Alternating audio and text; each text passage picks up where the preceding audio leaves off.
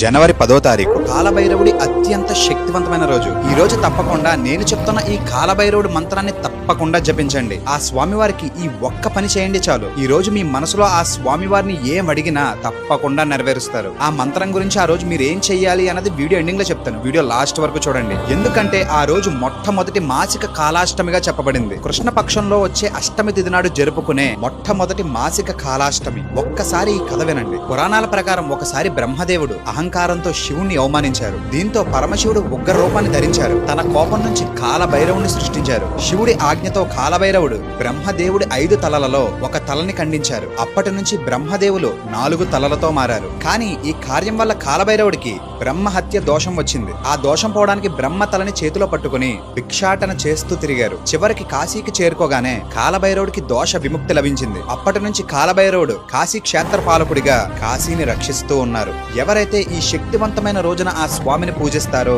వాళ్ళకి ప్రతి రంగంలో విజయం లభిస్తుంది, ఐశ్వర్యం లభిస్తుంది.